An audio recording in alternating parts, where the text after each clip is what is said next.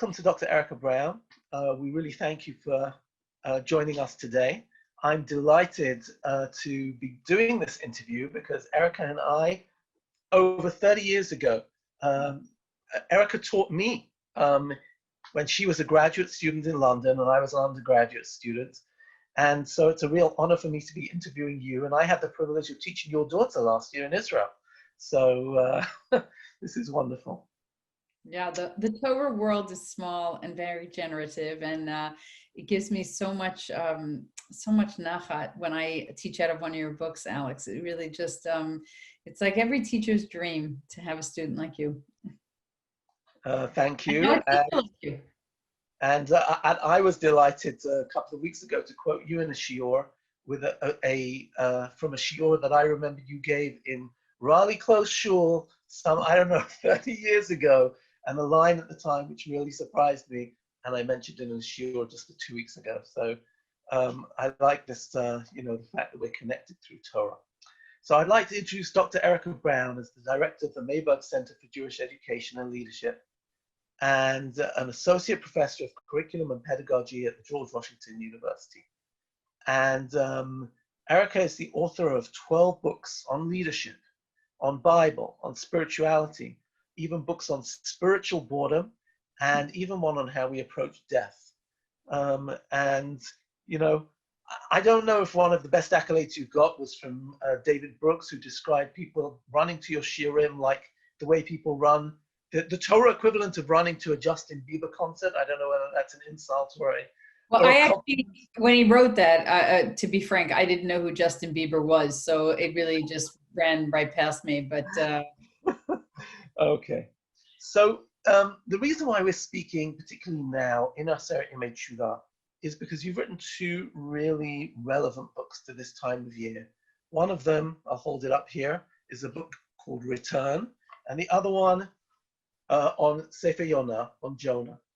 And maybe we'll start with the one on Return, which actually my wife has really she's been using it this year and reading a chapter a day and doing the spiritual exercises that you offer there.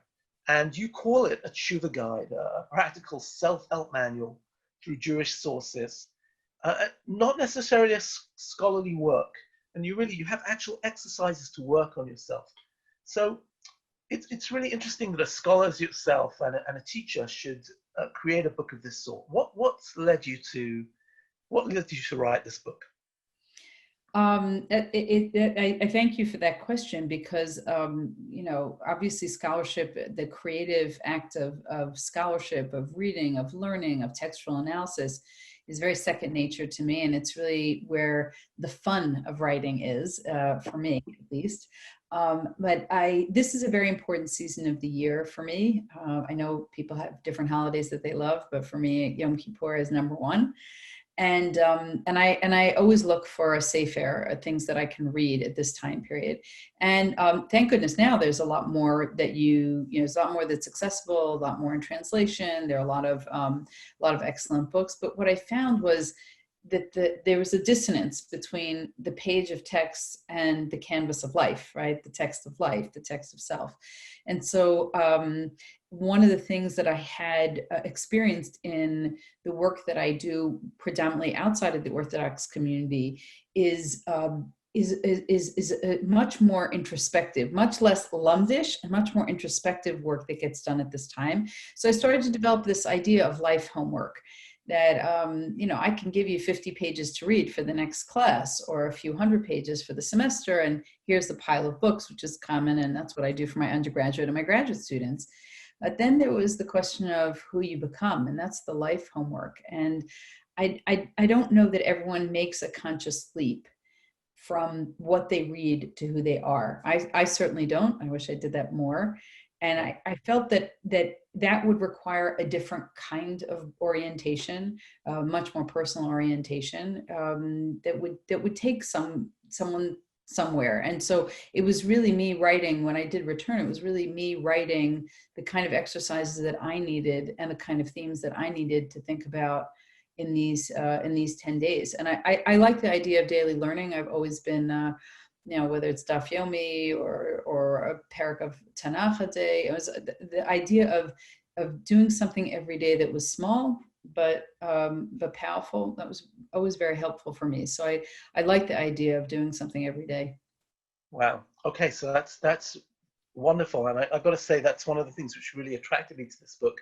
You know, the idea that it doesn't just remain in the mind; it goes from the mind to action, and really brings out our learning into life.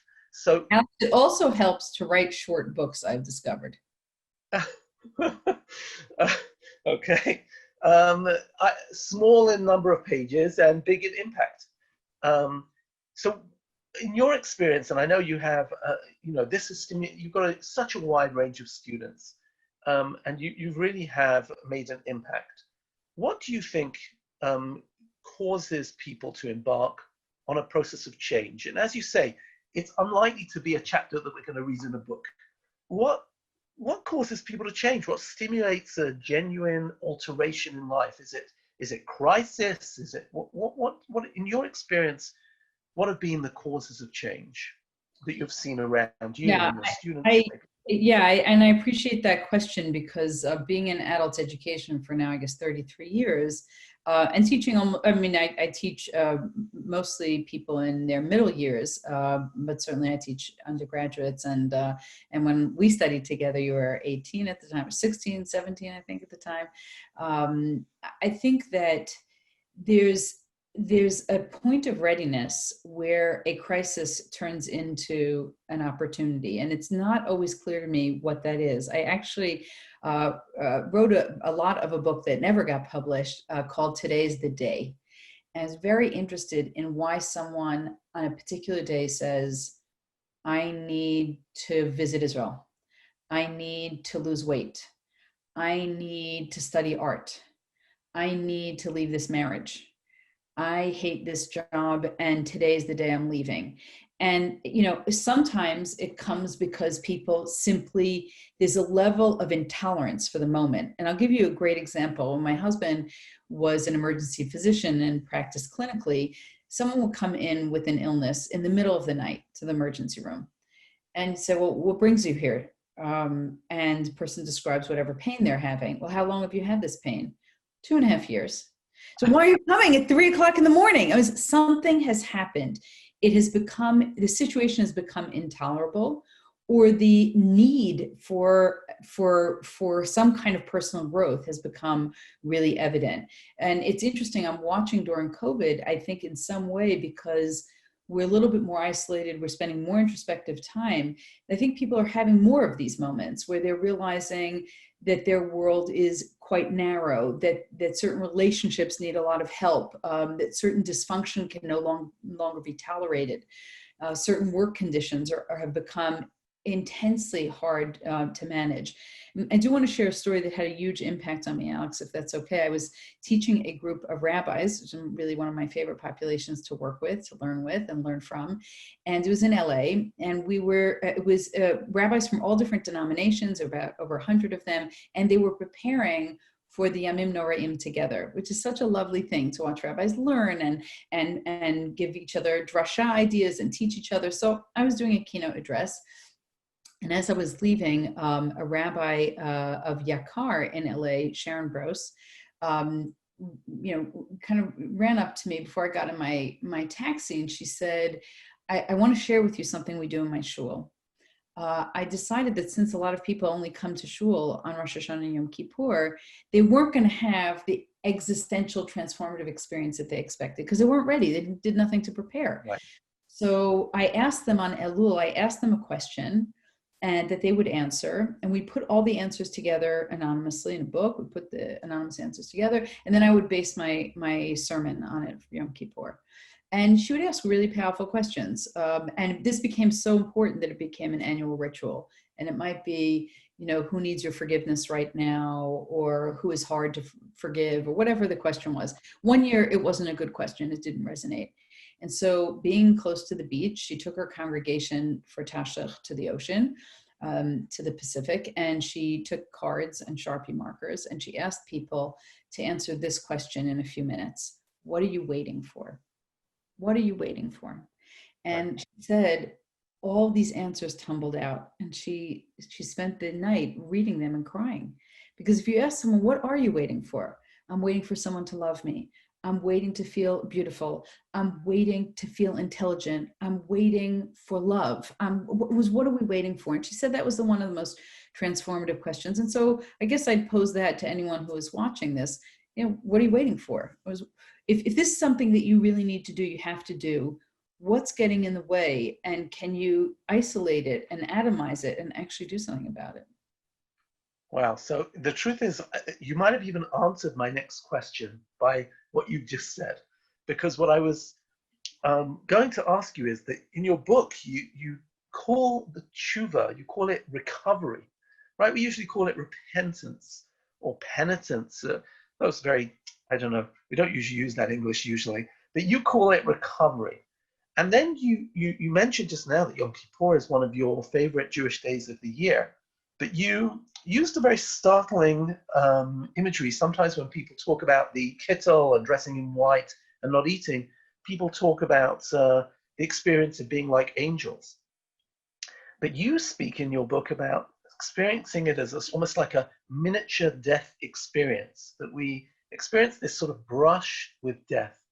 And so I wanted to ask you about your use of those phrases, right? The notion of recovery, which usually is from some sort of state of sickness.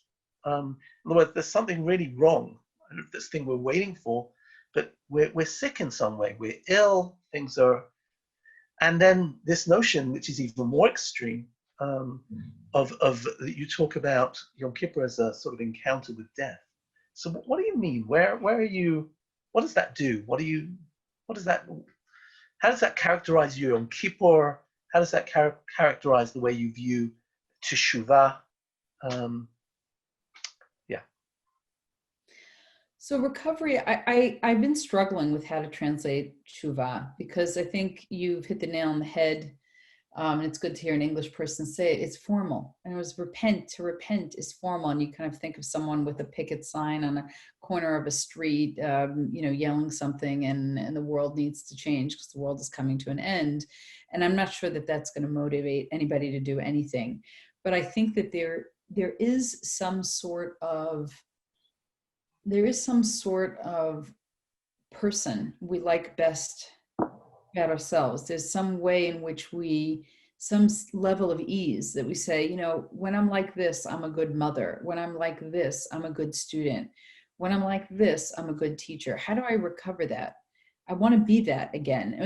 I think if you make repentance this sense of I'm being someone else, then it's so much more daunting than saying I can recover the part of myself that if I kind of wipe away whatever barrier is there. I've been thinking a lot about a Rashi on Perek Lamed Bet of Sefer Shemot, where Moshe wants to ask for kapara on behalf of the people, and Rashi talks about the kapara is the removing the kinuach or the stima, whatever is a barrier between you and your sin. It doesn't say between you and God. It's saying that there's something that prevents you from being the best expression of yourself. And usually we get in our own way all the time. So I'm interested in the multi-layers that have to be removed and assessing the barriers. And that's where the life homework comes in, because you're just saying, well, and it doesn't matter how intelligent you are, and it doesn't matter how accomplished you are. We're all getting in our own way. And then the question is, how do you clear that path? And so that idea that kapara is a process of putting something between yourself and the sin, so that you don't begin to identify as the sin itself, right? It was, I am not the sum total of the wrong things that I do. I think that's hard for people, especially people with low self-esteem, really struggle at this time of year. In fact, I'm very sensitive to it, because I think COVID has made us all more vulnerable, has made the world feel more fragile. And if you're someone who's struggling with mental health issues, going through a whole list of al-khaits can be absolutely crushing and crippling. And so I think it's important to feel that you're starting from a position of strength that you need to recover. Now, having said that, I think that Yom Kippur is an experience, a miniature experience of death. I absolutely think that, we're not eating, we're not kind of anointing ourselves. We're not doing things which make us feel the specialness of being human.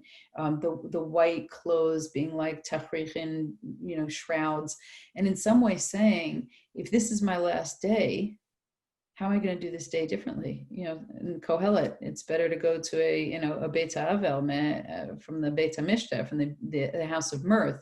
And we tend to think of House of Mirth because of Edith Wharton, of course. But when I think about that, and I always tell people, you never feel sad if you've gone to the gym, and you never feel sad if you've gone to a shiva. Right? You never say, oh, I really shouldn't have gone to the gym, or I really shouldn't have gone to that shiva. You might have said beforehand, I don't know why I'm going. And then you sit down and you hear some stories about someone's life, and you say to yourself, who am I going to be? What's the legacy? What am I leaving behind? What are the relationships that really need work on? Because if this is my last day, if this is my very, very last day, if this is the very last word that I say to someone, this is the way they're going to remember me, is that good enough? Right. Wow. Okay. So that's really, really powerful. So maybe let me ask you, you've got different texts that you draw on in every single chapter. And you draw on, at the end of each chapter, you bring a passage from the Ramchal's Metzilat Yesharim, you draw from the Rambam, and you draw from Rav Kook.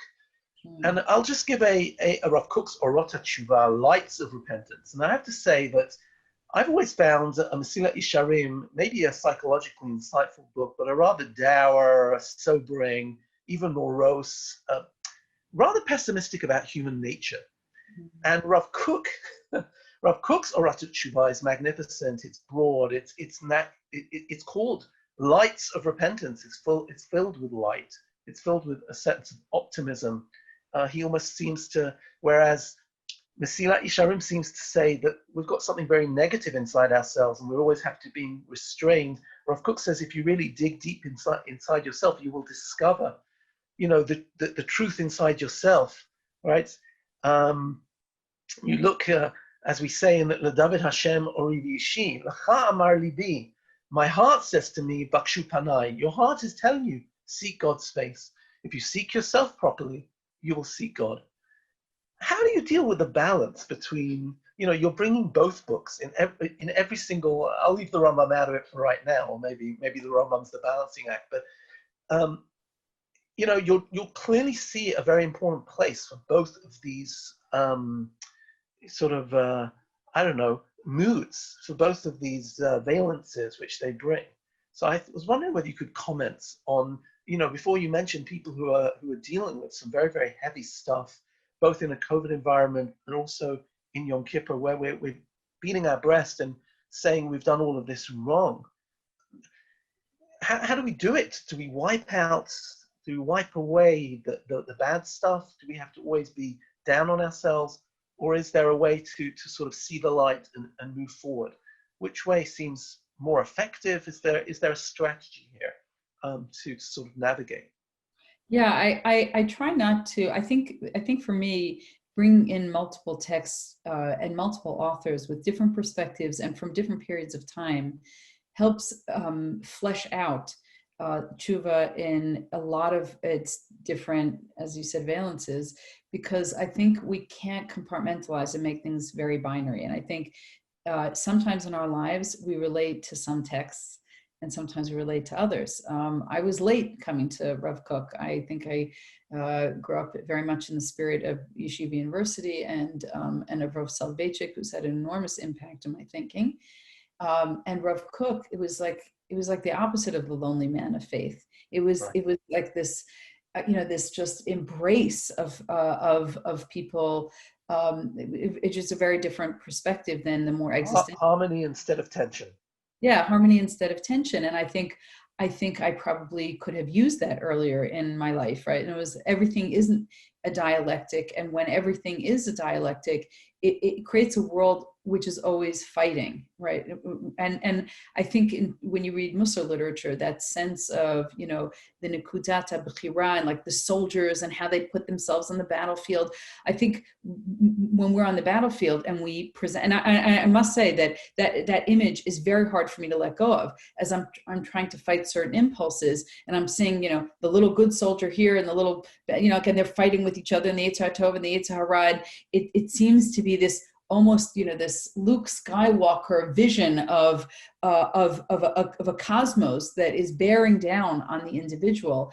And I think those military images, they're used in medicine. In fact, I was just reading recently an academic physician who was writing about the use of, you know, going at war with the disease that you have. I'm fighting against this cancer, has actually had a deleterious effect on healing, because it's hard to sustain a war for a long time. I think we're learning that through COVID.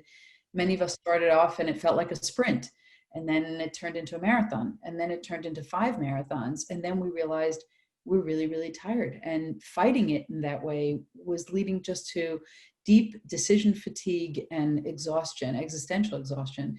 So, you know, for me, I think I can only share a variety of texts because I'm not really sure what's going to hit me at any point in life. And I'm not sure what's going to have make a deep impression on someone else. I just want to share a little story because it really, it affected me so much about what precipitates change and how it comes from unexpected sources. And so you can't close anything off. Right. So I was in university. I used to be an NCSY advisor in a youth movement and go to many Shabbatonim. And many years later, I was on a bus in Israel. So many things happen in a taxi or bus in Israel. And a woman came up to me and she thanked me for changing her life. Now that almost never happens. And it's also a little scary when that happens. And I did not know who she was. She was.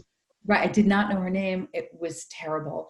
And I apologized. I said, I'm just so sorry. I'm sorry. I don't know who you are. And I don't know the circumstance that you're referring to. And she said, no, you shouldn't know that. We were at a Shabbaton in Allentown, Pennsylvania, many years ago. I said, oh, I think I remember that Shabbaton. And she said, and you're walking home with someone and you were trying to convince her about the importance of studying in Israel for a year, taking a gap year off. And I said, and was that you? And she said, no, it wasn't me. I was standing behind you. You know, that particular person did not go and study, but I did. And it really changed the trajectory. And I think of that a lot as a teacher of text. You don't know the text that is going to move someone. And so if I made choices that just represented a particular worldview, that was my worldview, number one, I'd be limiting my own understanding of how I bounce through these texts. And whenever we approach the same text, we're different people. I have the custom of studying studying the Rambam's Hilchot Teshuva, one parak a day for the 10 days of the Tzarei Teshuva. You know, and sometimes I look and I think I've never looked at this before, and I know I've looked at it before. I know I've looked at it every year, but I'm different. I hope I'm different. I hope I've evolved and the texts take on more meaning. But I think you are right that it is important to understand a scholar's basic supposition about the world and the fight that they're in. But their fight doesn't have to be your fight, and it doesn't have to be a fight at all. And I think that language, toning down that language, can help people. Okay, so I just I don't want to necessarily. I want to have chance to get to the book on Jonah, but maybe I'll ask one last question about this book. You've spoken about all sorts of different midot, different qualities, such as, you know, realizing your destiny, controlling your anger, the notion of gratitude, joy, and all of these. They don't need to be a Jewish book. You know, they're universal in nature. I know you've used Jewish sources to flesh them out, but do you feel that there is a particular Jewish approach to these problems or to these human conditions? Some uniqueness of Judaism, an extra verse that Judaism brings to these things, even though these are qualities of the soul, habits of the heart, which are relevant to all of humanity.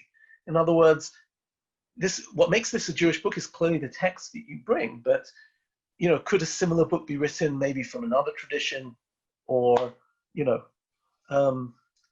what would you say? Yeah, I read broadly in forgiveness, philosophers and other spiritual wisdom and other faith traditions. I don't think that all faith traditions are the same. I don't think all religions are the same. I don't think approaches to forgiveness are the same. I think Jews care about forgiveness that is twinned with justice, and that there's no Hail Mary for us. And I think that that's an important distinction. We can go into that in some other context. And so, yes, on some level, I do think there's universal wisdom that we're accessing through a Jewish avenue. And I don't think that we as Jews do enough. I think that people know quotes by Mother Teresa, and they know quotes by the Dalai Lama.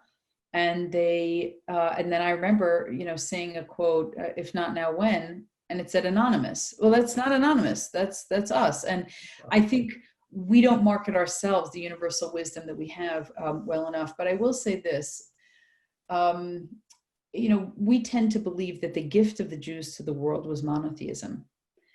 And that's true. But I think that one of the greatest gifts of Judaism to the world is repentance. I think we gave the world through the story of Cain and Abel, of Cain and Havel, and Cain who gadol avoni miniso. I'm carrying the weight of this, and it's so hard for me. And God says, im tetiv se'ed, and if you do good, you'll be uplifted. There's all these messages about volition and obedience and disobedience and consequence and free will, and it's right there, jam-packed in Genesis. And I think a lot of people don't really believe that change is possible. And so, you have a kind of secular New Year where people make sort of funny resolutions, and gyms stay open for a little longer, or they have their. They don't intend to really keep. Yeah, I don't know if they, I mean, it's not for me to judge, but it's not a somber day. It's not a somber Right. day. It's a day marked, by drinking and parties. And I think I'm deeply grateful to have a time that's both personal and communal introspection, where we really don't take anything for granted, and we really believe in the evolution of the human, of the neshama, of the soul. We don't think that that we are the same people when we approach prayer, when we approach community. And I'm not sure that everyone shares that notion of forgiveness, or that it's a sort of constant thing, that you're saying Salach Lanu every day, 3 times a day in Tefillah.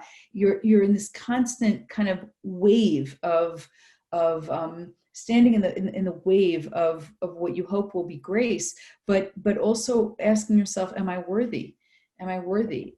And like squeezing. And having to make yourself worthy.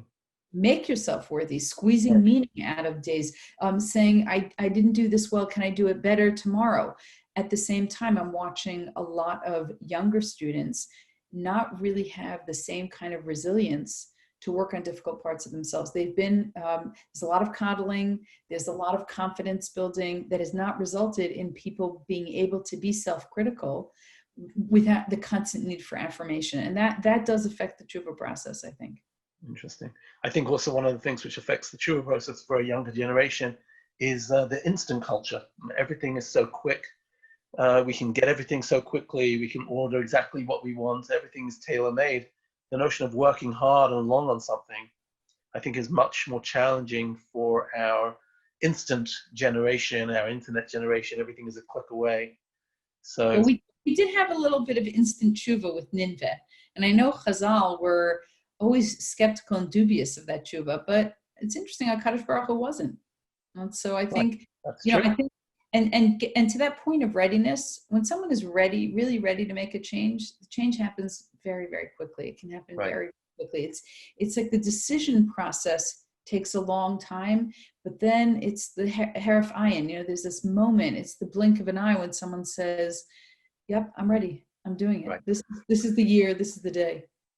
So maybe if we're talking about slow processes and long processes, let's turn to your book about Jonah. And I was really struck by your description of Jonah. And Jonah, prophecy is going to be about talking, and you talk about Jonah as a silent person, a person who doesn't say very, very much. goes to sleep, he doesn't talk, refuses to pray. And when he does talk to God, he's quite, I don't know, insolent, so let's put it that way. You also talk about, I love this paragraph, which now somehow, oops, I'm not finding. But you talk about how nature, oh wait, I have it here. I put a, look at that, so good. Okay, thank God for bookmarks. You write here, nature bent itself to God's will throughout the book of Jonah. But the prophet did not. Nature, like the human beings in the book of Jonah, changed. The sailors changed. The king changed. The king's subjects changed. God changed. Cattle changed. But Jonah did not change.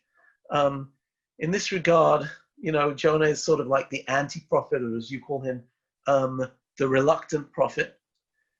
So here we've got a whole book about somebody who doesn't change. So what's the message here? Why is this being read on Yom Kippur? Is this like a cautionary tale? Or there seems to be a very, the man who is at the center of this, all of nature is being brought to bear against him, the weight of the divine, and he stoically stands there and holds his ground. What's going on with Jonah? It's interesting, Alex. I spent years on that book. I mean, teaching, but also writing and reviewing it. And when you write on a biblical figure, you really embody them for a long time. You go through at least for me, it's more than going through traditional and modern scholarship. It's really trying to be in the mode of that person on the boat, in the water, right? When I worked on the book, I researched drowning, right? So I kind of didn't want to take for granted that someone was thrown overboard, because the second chapter really has us traveling with him as he's going from the breakers of the sea and Suf Chavush Laroshi and the seaweed, and then going really all the way to the bottom of the sea before he was rescued. So you're really traveling with that descent. And in order to write, you really have to embody the character. And I can say that he was as enigmatic to me after finishing the book than he was before I started. I think there's something about it, maybe because I cannot fully identify with who he is. I identify, and I've just written now a piece on the desire to escape, which I think for right now, many of us feel probably more acutely than ever. I said, I can identify. Right. I said, in previous years, you look and you go, well, what was this guy thinking, that he's going to get on a boat and go anywhere but here? And now I'm like, Jonah, do you have any extra room on that boat to Tarshish? Go anywhere. Yeah, I'll go anywhere. And I think that that you get a message throughout the book, and you get that message from the captain of the ship, from the king of Nineveh, and from God himself. You get a message in those three characters of ulai, like maybe, right? Maybe something, or v'yinachem ala ra'anos, I'm going to change my mind. And Jonah basically says, here's who I am, right? I believe in one type of God. I'm a Hebrew, and I know, and I will pay what I pledge, as opposed to others. And, tackling God in chapter 4. And somehow that lack of humility is really the aspect that cripples his prophetic career, because God wants him, when we travel places, it's supposed to expand our minds. It's supposed to expand the way that we think, and it's supposed to expand the universe of concerns that we have. But for some people, some people travel and they get the same hamburger no matter what country they're in, right? They just can't ever, they're not affected by the world around them. So you say, we'll send a storm. We'll give you some sailors. We'll give a fish. We'll have a gourd. We'll have a worm. There's a world around you that is acting on you, and yet in some way you remain the same. And I think that's really part of the message of Yom Kippur. I'm fascinated, not why we read this on Yom Kippur, but why it was canonized at all. I think it's fascinating because I think it obviously speaks to a profound need to run away from responsibility, and also to confront, the master pedagogue, which is God in this book, is really in a confrontation with a human being and saying, what's your purpose here? What's your mission? Not in a punitive way. I'm very intrigued by the fact that Jonah does not get punished. Why shouldn't Jonah get punished? But he doesn't get punished. It's almost saying, all right, every year we're going to take out the book, the strategy. What's our strategic plan, and how far are we falling from that? And what happens when you make peace with something and you only go one day's journey into the mission, and then you back off? And you back off from a big city that's mentioned in the 10th chapter of Genesis, this important city that God cares about, and you make your own small booth, and you look at it from a distance and you feel no responsibility towards it. So I think about that a lot right now, Alex. I think the world is in so many ways falling apart, right?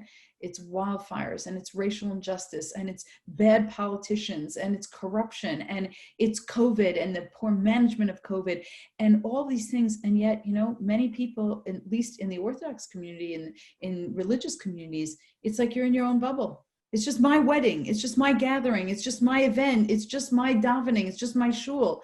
And there's almost a disconnect. We're in the small booth, and God is saying, "V'rachamav al kol ma'asav." Where are you, people? You should be at the forefront of this. This is your work to do. And so I really do think this is our work to do. And if we read Sefer Jonah the way it's meant to be read, and we can be sufficiently appreciative of what Jonah's going through, but also critical of it, maybe we'll say the work of the world is mine to do. That question that HaKadosh Baruch Hu asked Jonah, and Jonah never answered it, it's on me to answer. Is that a lie? Wow. What you just mentioned, the idea of the ulai, really took me in terms of your, as you said, Jonah always says, ki ani yodea, right? Yodea ani. I know what it is. And then you've got the king saying mi yodea, right? And you've got these are figures of authority who are saying, I'm not sure. Right. And I'm very struck by that, because our figures of authority today seem to know everything about everything. And I think there's something so beautiful about the humble posture of someone saying, I actually don't know. Ulai, maybe there's something we can do. Well, I'd also say that I know that there's something. I'd also say that the person who is so sure of everything is incapable of doing teshuva. Because everything in their life is a certitude, whereas the idea of teshuva is the notion of the ulai, the opening yourself up to new possibilities, to the possibility of something being different, to sort of refashioning the pieces in some way. Right, and actually, it's such a beautiful and maybe majestic word on which to close the Yom-Kippur experience, which isn't saying I'm going to be different, because that sometimes is a little hard. But I could say, well, perhaps, just, maybe. I'm very struck, the Tzaddik Gaon in the beginning of Emunot V'Deo gives 8 reasons for 8 reasons that are disingenuous for people to doubt God.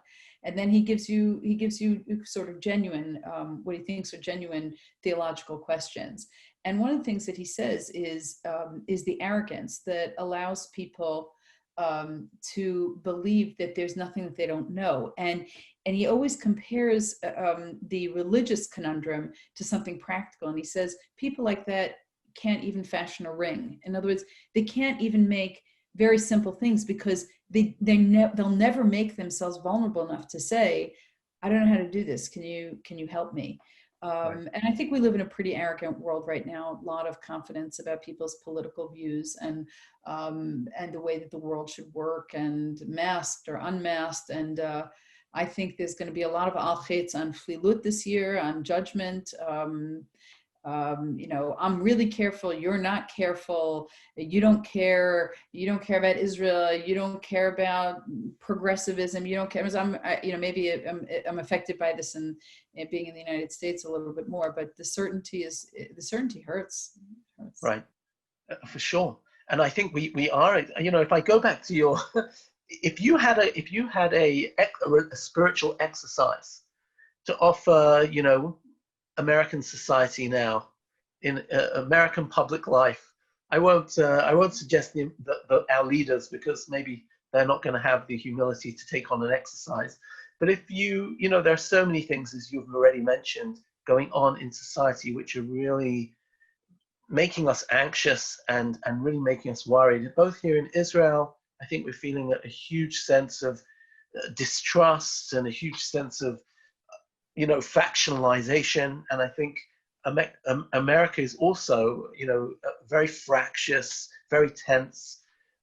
So if you had to go back to your first book and offer a spiritual exercise for people to engage in order maybe to, coming up to a very tense election, where do you think people need to go? What exercise would you give them in order to start opening themselves up or in order to engage in some sort of healing of some sort? Yeah. So I think people talk about healing, and I think we're too far away for healing. I think healing is a very intimate act, and I'm not sure that we can even really begin to talk about that.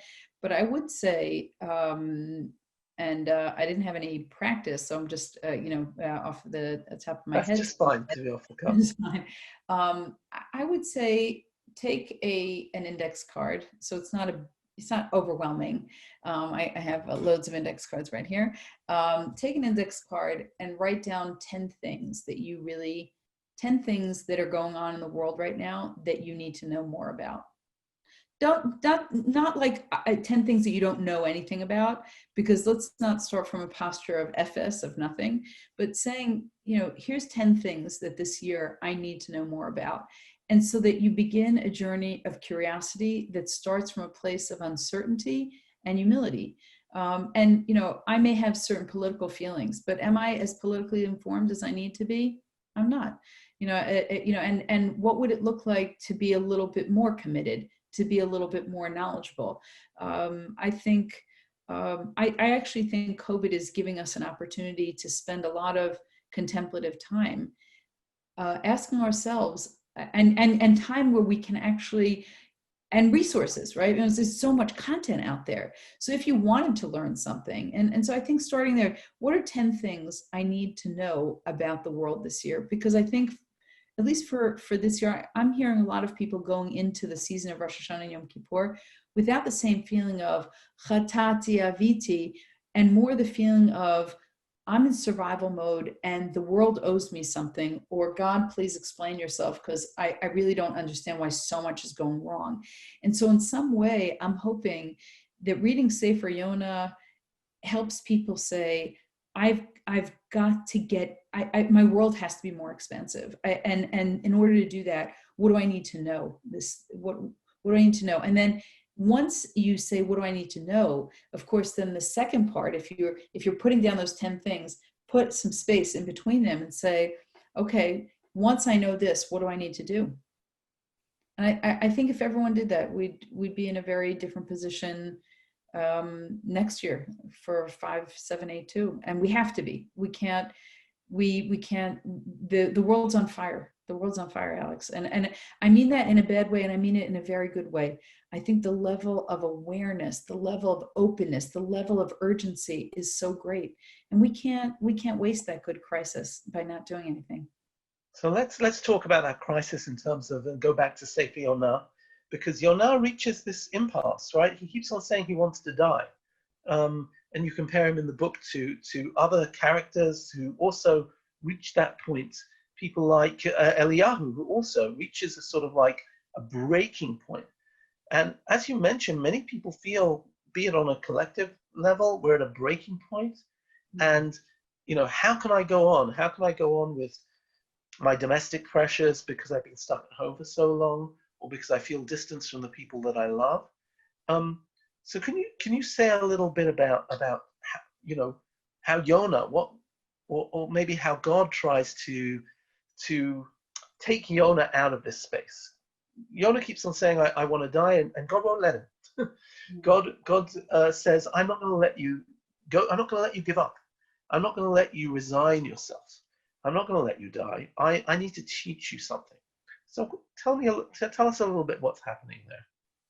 Yeah, so I actually would like for a few moments to just compare Cain and Jonah, because Okay. God actually, in many ways, these are two individuals who rebel in different ways, And God asks them questions, right? God asks Cain, Lama naflu fanecha, like why is your face fallen? Like, are you really angry? Trying to analyze what your anger is about. And I always call it, when I teach that chapter, I always talk about God is acting the therapist there, right? yeah. He's like, So what's I would, going on? Would you like to talk about this? yeah. So I'm more the moral philosopher, but I'll find that's also fine. Not so much. I want you to talk about this, but I want you to be able to name the experience that you're having. And I really do believe that when we name things, and I think that's part of the process of charata, of regret, and the Rambam talks about it really right there in Teshuva Aleph Aleph, is the capacity to name something, which is really that taxonomy that Adam creates in the world, that first mitzvah of naming animals, right? That idea of I'm tasked with naming something, and naming it helps me understand it. So when God says to Cain, why are you so upset? And Cain doesn't answer him. He hasn't been able to name this difficult feeling. I'm angry at you, God, not angry at my brother. Actually, my brother is just really a scapegoat for my anger at you, because you just rejected my korban and you just rejected me. And I think with Jonah, God kind of keeps pursuing that same line of questioning. Jonah, are you really upset about this? And it actually should be a statement of shame. First time Jonah doesn't respond. The second time, when God says, you're really upset about this plant, right? And Jonah says yes, right? And he's not ashamed to say yes. I mean, who could not be ashamed to say, my world of concerns is so insignificant? And in Cain's case, the consequences are immense, right? Because he can't answer that question, he ends up taking someone else's life and really ruining his own. And yet, b'chol zot, Cain was able to do something that Jonah was not able to do. Cain realized, once he understood what he had done wrong, he adds 2 layers to his punishment. He says, not only am I going to be a nav and not, I'm going to wander in the world. Not only, I'm going to also be distant from you. And not only will things not yield, anyone who wants to kill me can kill me. And that's really when you realize the consequence of the things that you've done wrong. One thing that you did, maybe it was a long time ago, and it affected someone in a really profound way, and it affected you in that way. And then, the capacity to be able to look at that head on and confront it, and then say, Gadol avoni miniso, this is so heavy. It's so heavy for me. I need to put it down. I think Jonah actually had the exact opposite experience. He had this experience of kind of lightness. He got this plant, and it provided shade, and it let him believe that his own comfort and his convenience was more important than the moral fabric of an entire city and their life and their very lives. And I think we can become fooled, especially, I'll say, we live in a time of too much convenience, and that idea of we suffer little discomforts and they topple us. And I think God's saying you need a little bit more resilience. And then you look at Cain, and Cain eventually understood God's question. I don't think Jonah ever did, but I think Cain understood it. And as a result, Cain went on to marry. He went on to have a child, to build a city, to name a city after a child. Those aren't the acts of a wanderer. Those are the acts of a penitent, of a Baal Teshuva. Right. And I think also part of what you write about is that Yonah ben Amittai, that he believes too much in his own truths. He believes so much in his own truth, right, that he's, can't be open to other truths. And he's just not, and maybe that is exactly what you're saying about him. He doesn't have the humility.